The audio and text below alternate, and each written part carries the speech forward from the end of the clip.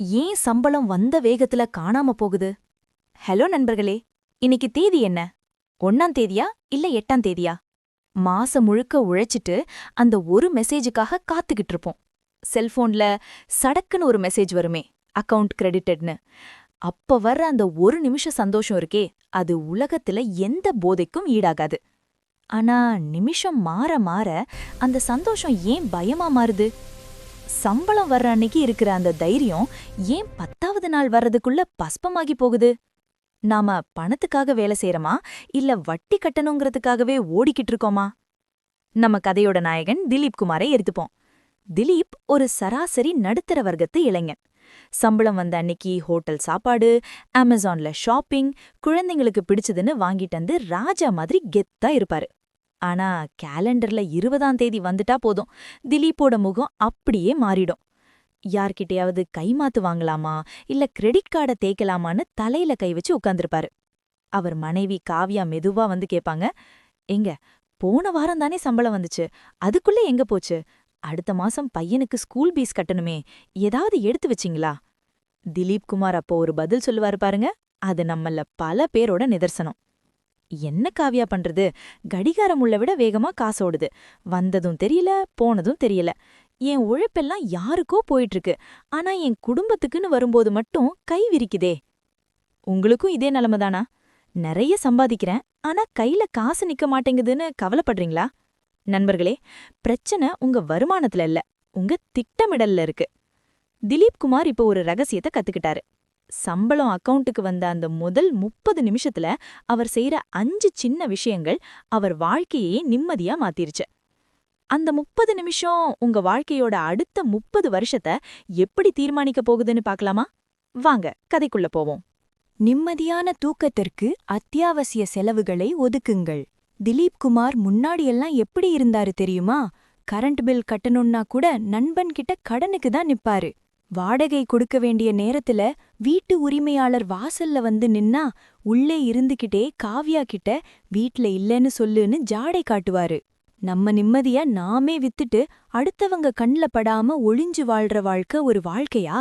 உழைச்சு வர காசுல முதல்ல நம்மை சுற்றி இருக்கிறவங்களுடைய கடமையை செஞ்சா வர்ற அந்த நிம்மதிக்கு வேற எதுவுமே ஈடாகாது. ஆனா இப்போ திலீப் குமார் அப்படி இல்ல. சம்பளம் வந்த அந்த முதல் 5 நிமிஷத்துல அவர் செய்யற முதல் வேலை மரியாதை கொடுக்கறது. ஆச்சரியமா இருக்கா? ஆமாம். யாருக்கு தெரியுமா? வீட்டு உரிமையாளருக்கும், பால்காரருக்கும், கரண்ட் ஆபீஸுக்கும், மளிகை கடைக்கும். ஏன்னா இவங்க தான் நம்ம வாழ்க்கைய தடையில்லாம ஓட்ட உதவுறவங்க. திலீப் குமார் இப்போ அவரோட டைரியை எடுப்பாரு, கணக்கு போட ஆரம்பிப்பாரு. இந்த மாசம் வாடகை 5500 ரூபாய், பால் காசு 1500 ரூபாய், கரண்ட் பில் 500 ரூபாய்னு வரிசையா எழுதுவாரு. காவ்யா பக்கத்துல வந்து சொல்லுவாங்க, ஏங்க இதெல்லாம் அப்புறம் கட்டிக்கலாம், முதல்ல ஒரு ட்ரெஸ் எடுக்கலாமா, பக்கத்து வீட்டு விசேஷத்துக்கு போகணும்ல. திலீப் குமார் காவ்யாவோட கைய பிடிச்சு சிரிச்சுக்கிட்டே சொல்லுவாரு, இல்ல காவ்யா, புது ட்ரெஸ் போடுறதுல கிடைக்கிற சந்தோஷத்தை விட யாரோட ஃபோன் காலுக்கும் பயப்படாம நிம்மதியா தூங்குறதுல தான் பெரிய சந்தோஷம் இருக்கு. தலைக்கு மேல இருக்கிற கூரைக்கும் வயித்துல இருக்கிற பசிக்கும் காச முதல்ல ஒதுக்கிட்டா அப்புறம் வர்ற ஒவ்வொரு ரூபாயும் நிஜமாவே நம்மளோடது. அவர் என்ன பண்றாருன்னா இதையெல்லாம் தனித்தனி சேவிங் ஸ்பாட்ல பிரிச்சு வைக்கிறாரு. அப்படி இல்லனா பழைய காலத்து முறைப்படி தனித்தனி கவர்கள் போட்டு மேல வாடகை, மளிகைன்னு எழுதி வச்சிருவாரு. உங்க பட்ஜெட்ல நீங்க எடுக்க வேண்டிய முதல் சபதம் இதுதான். அத்தியாவசிய செலவுகளை முடிச்சிட்டாலே உங்க மனசுல இருக்கிற 50% பாரம் குறைந்திரும். அந்த நிம்மதி திலீப் குமார் முகத்துல இப்போ பளிச்சுன்னு தெரியுது. கையில காசு இருந்தாதான் செலவு பண்ண தோணும். ஆனா அந்த காச அதுக்கான இடத்துல உடனே சேர்த்துட்டா அப்புறம் ஆசைப்பட்டு அவஸ்தைப்பட தேவையிருக்காது. படிநிலை 2. அவசரகால நிதி மற்றும் சேமிப்பு. உங்களுக்கு நீங்கள் கொடுக்கும் சம்பளம். சேமிப்பு விதி. அடுத்த 10 நிமிஷம். நண்பர்களே, இதுதான் உங்க வாழ்க்கையில நீங்க எடுக்கப் போற மிக முக்கியமான முடிவு. நம்ம ஊர்ல எல்லாரும் என்ன பண்ணுவோம்? செலவெல்லாம் பண்ணிட்டு மீதி இருந்தா சேமிக்கலாம்னு நினைப்போம். ஆனா திலீப் குமார் இப்போ ஒரு கசப்பான உண்மைய புரிஞ்சுக்கிட்டாரு. மீதிங்கிறது என்னைக்குமே மிஞ்சாது. அதனால திலீப் குமார் இப்போ பே யோர்செல்ஃப் ஃபர்ஸ்ட் அப்படிங்கிற விதிய பயன்படுத்துறாரு. அதாவது மத்தவங்களுக்கு சம்பளம் கொடுக்கறதுக்கு முன்னாடி தன் எதிர்காலத்துக்காக தனக்குத்தானே சம்பளம் கொடுத்துக்கிறது. யோசிச்சு பாருங்க, ஒரு திடீர் மருத்துவ செலவோ இல்ல வண்டி ரிப்பேரோ வந்தா நாம முதல்ல பண்றது யாருக்காவது போன் போட்டு கைமாத்து கேக்குறது தான். அந்த நேரத்துல வர்ற அந்த தயக்கமும் அவமானமும் இருக்கே, அதை தவிர்க்கிறதுக்கு தான் இந்த 10 நிமிஷம். திலீப் குமார் தன்னோட போனே எடுப்பாரு. சம்பளம் வந்த உடனே முதல் வேலையா ஒரு 2000 ரூபாய அவரோட ஆர்டி ரிக்கரிங் டெபாசிட் அக்கவுண்ட்டுக்கோ இல்ல போஸ்ட் ஆபீஸ்ல இருக்கிற சேமிப்புக்கோ மாத்திடுவாரு. காவ்யா ஆச்சரியமா கேப்பாங்க, ஏங்க வெறும் 2000 ரூபாதானா? இதால என்ன ஆக போகுது? ஒரு விசேஷத்துக்கு கூட இது பத்தாதே. திலீப் குமார் ரொம்ப நிதானமா அதே சமயம் கம்பீரமா சொல்லுவாரு, காவ்யா, ஒரு சின்ன துளிதான் பெருவெள்ளம். இன்னைக்கு நான் ஒதுக்குற இந்த 2000 ரூபாதான் நம்ம குடும்பத்தோட அவசரகால நிதி, எமர்ஜென்சி ஃபண்ட். பாதி ராத்திரியில ஒரு பிரச்சனைனா நாம யார்கிட்டயும் போய் நிக்கக்கூடாது. இது நம்ம குழந்தையோட படிப்புக்கும் நம்ம கஷ்ட காலத்துல நமக்கு துணையா நிக்கிற ஒரு நிழல் மாதிரி. சேமிப்புங்கிறது வெறும் காசு இல்ல காவ்யா, அது நம்ம குடும்பத்தோட நிம்மதி. நண்பர்களே, ஞாபகம் வச்சுக்கோங்க, சேமிப்புங்கிறது செலவு பண்ணிட்டு மீதி இருக்கிற காசில்ல, அது உங்க எதிர்காலத்துக்கான அஸ்திவாரம்.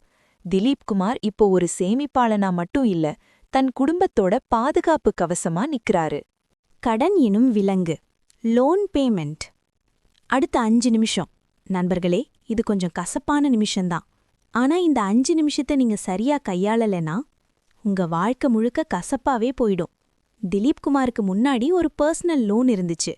மாச கடைசி ஆனா போதும், அந்த லோன் கொடுத்தவங்க கிட்ட இருந்து வர ஃபோன் கால் திலீப்பை நிம்மதியா தூங்க விடாது.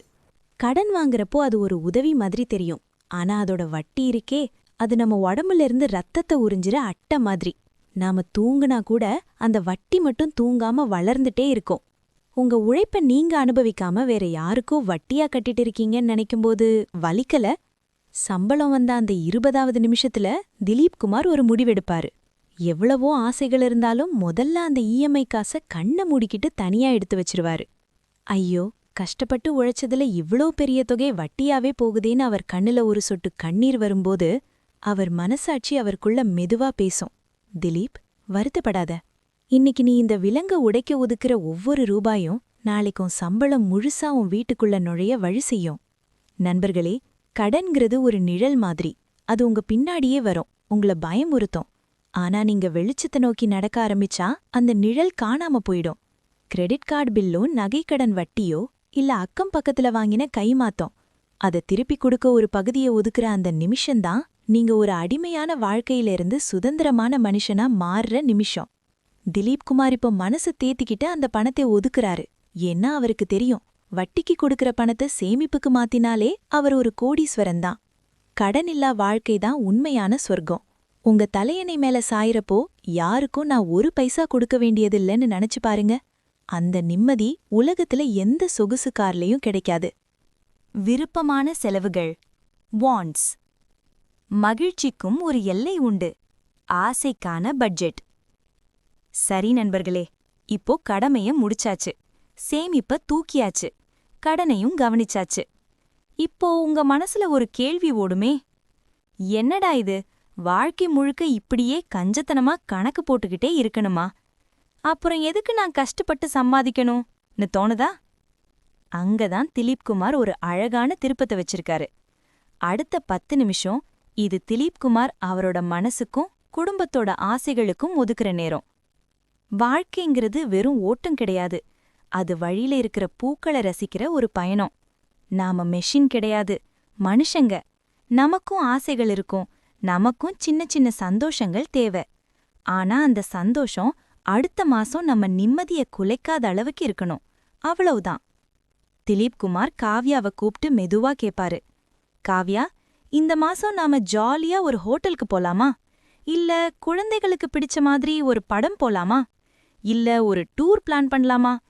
காவ்யா முகம் அப்படியே சந்தோஷத்துல மலரும். ஆனா திலீப் அங்கதான் ஒரு அன்பான வேலி போடுவாரு. காவ்யா, இந்த மாசம் நம்ம என்டர்டெயின்மெண்ட் பட்ஜெட் 1500 ரூபாய் தான். இதுக்குள்ள நாம என்ன பண்ணினாலும் எனக்கு சந்தோஷந்தான். நண்பர்களே, ஆசைக்கு வானமே எல்லைதான். ஆனா நம்ம பட்ஜெட்டுக்கு ஒரு அளவு இருக்கு. நாம ஏன் கடன் வாங்குறோம் தெரியுமா? மத்தவங்க முன்னாடி கெத்தா தெரியணும்னு நம்ம தகுதிக்கு மீறி செலவு பண்றப்போதான். திலீப் குமார் இப்போ தெளிவா இருக்காரு. லிமிட் தெரிஞ்சு செலவு பண்றப்போ அந்த சாப்பாடும் ருசிக்கும், அந்த படமும் மனசுக்கு நிறைவை தரும். நம்ம மனசு சொல்லும், ஏன் திலீப், இன்னும் ஒரு 500 ரூபாய் சேர்த்தா நல்ல ஹோட்டல் போலாமேன்னு. ஆனா திலீப் குமார் மனச தட்டி சொல்லுவாரு, இன்னைக்கு ஆசைப்பட்டு 500 ரூபாய அதிகமா செலவு பண்ணா மாச கடைசியில என் குழந்தை கேக்குற ஒரு நோட்டு புத்தகத்துக்கு நான் திண்டாடணுமே. இந்த 10 நிமிஷ பிளானிங் தான் திலீப் குமார ஒரு பொறுப்பான அப்பாவா, ஒரு அன்பான கணவனா, அதே சமயம் ஒரு புத்திசாலித்தனமான மனுஷனா மாத்திருக்கு. கட்டுப்பாடோட இருக்கிற சந்தோஷந்தான் காலத்துக்கும் நிலைக்கும். குறைந்த வருமானம் கொண்டோருக்கான tips. Daily wages or low salary. வருமானம் குறைவாக இருந்தாலும் செல்வந்தராகலாம். இப்போ ஒரு முக்கியமான விஷயம் நண்பர்களே, இவ்வளவு நேரம் திலீப் குமார பத்தி பேசணும். அவருக்கு மாசமானா ஒரு குறிப்பிட்ட தொகை கைக்கு வருது. ஆனா இப்போ உங்கள பல பேர் கேக்குறது என் காதுல விழுது, எனக்கு என்னைக்கு வேலை கிடைக்கும்னே தெரியாது, நான் ஒரு தினக்கூலி, இல்ல நான் ஒரு விவசாயி, எனக்கு 6 மாசத்துக்கு ஒருக்காதான் மகசூல் காசு வரும், நான் எப்படி இதெல்லாம் பண்றது? வியர்வை சிந்தி உழைக்கிற ஒவ்வொரு சொட்டுக்கும் ஒரு மதிப்பு இருக்கு நண்பர்களே.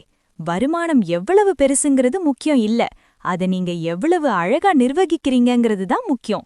ஏணி ஏறுறவனுக்கு தான் அடுத்த படி தெரியும், ஆனா தரையில இருக்கிறவன் கூட வானத்தை பார்க்கலாம், சரியான திட்டமிடல் இருந்தா. உங்க வருமானம் என்னைக்கு வருதோ அது டெய்லி வர்ற 500 ரூபாயா இருந்தாலும் சரி, இல்ல ஒரு விவசாய மகசூல்ல வர்ற 50,000 ரூபாயா இருந்தாலும் சரி, இதே 5 படிநிலைகளை சதவீத கணக்குல பிரிங்க. உதாரணத்துக்கு, இன்னைக்கு உங்களுக்கு 500 ரூபாய் கூலி கிடைக்குதா, அந்த 500 ரூபாயையும் அப்படியே செலவு பண்ணிடாதீங்க.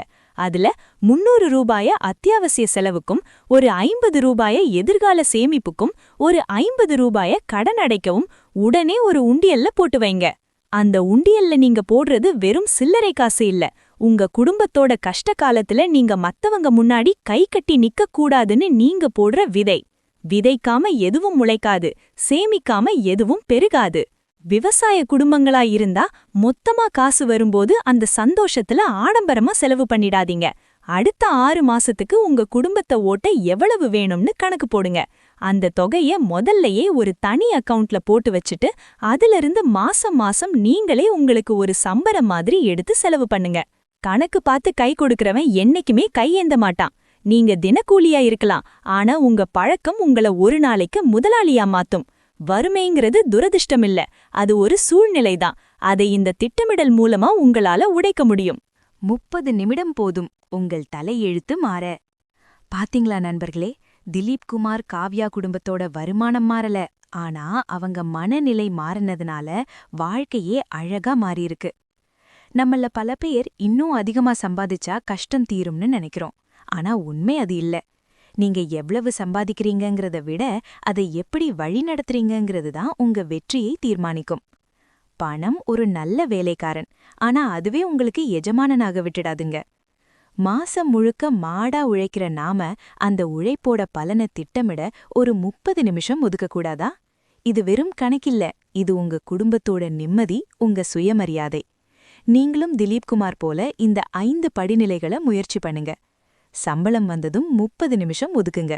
30 நாளும் ராஜா மாதிரி நிம்மதியா இருங்க. ஆனா கிளம்புறதுக்கு முன்னாடி ஒரு நிமிஷம். நாம சொல்ற ஒரு பொய், பணம் வந்தா என் கஷ்டம் தீரும்னு. ஆனா உங்க பணப்பழக்கத்தை நீங்க மாத்துற வரைக்கும் உங்க வாழ்க்கை மாறப்போறதில்ல.